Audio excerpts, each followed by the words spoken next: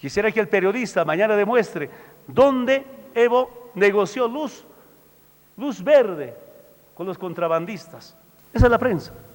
Quisiera que usted, periodista, mañana me demuestre.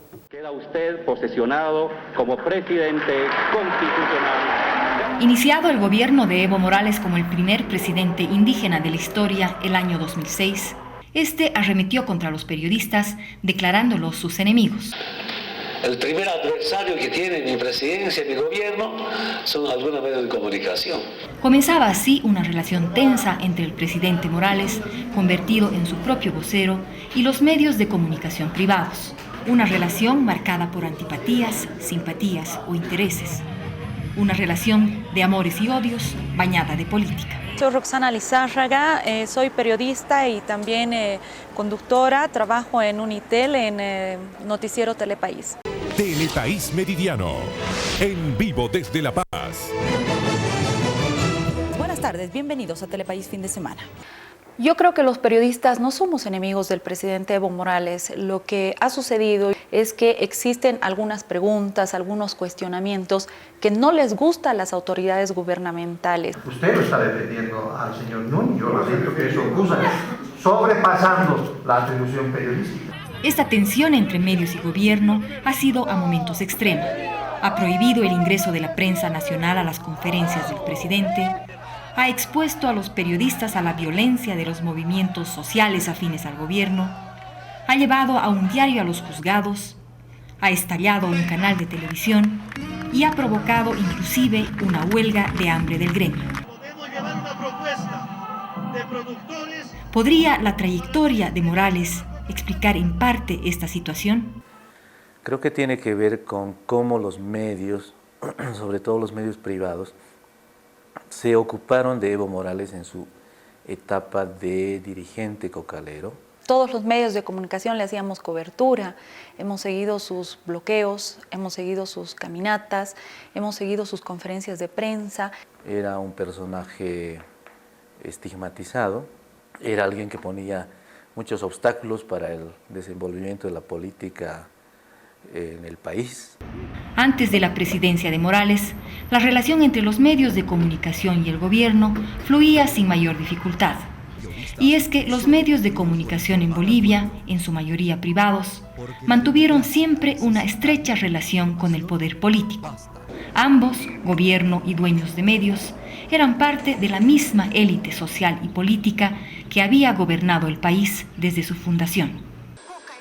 Durante los años 60 y 70, las radios mineras bolivianas dieron dura lucha a los gobiernos militares y fueron referente comunicacional en América Latina.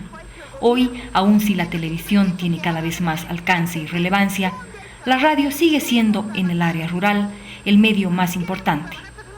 En Bolivia hay más de 800 radios, casi 200 canales de televisión y más de 50 periódicos para los 9 millones de habitantes.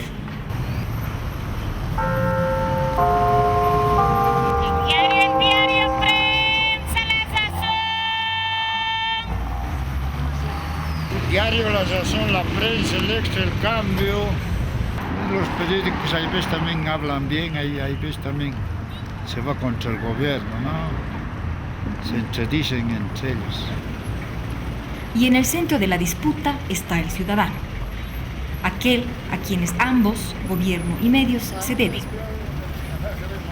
Yo creo que la prensa no está siendo muy clara y precisa por algún temor que tiene con la relación con el mismo gobierno. Respecto a la prensa, y hay un rompimiento de relaciones, ¿qué opina usted de eso? Pero el gobierno no es enemigo de la prensa, señor. Resulta, ¿no? Desde que ha subido este gobierno siempre los ha tenido en jaque a los periodistas.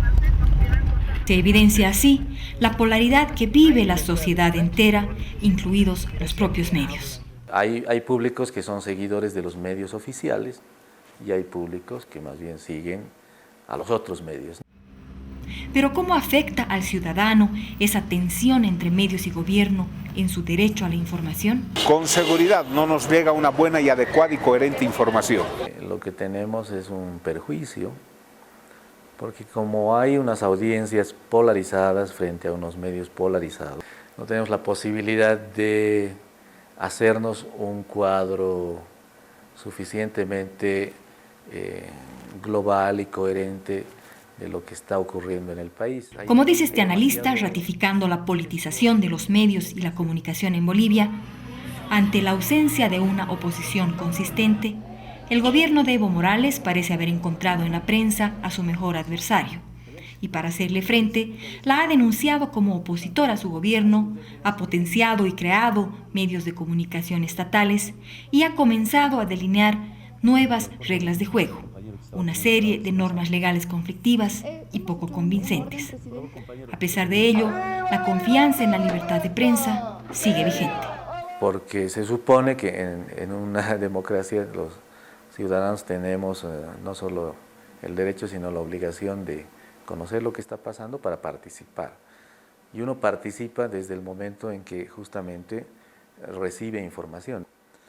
Y si no tengo información, obviamente voy a ser un semiciudadano, ¿no?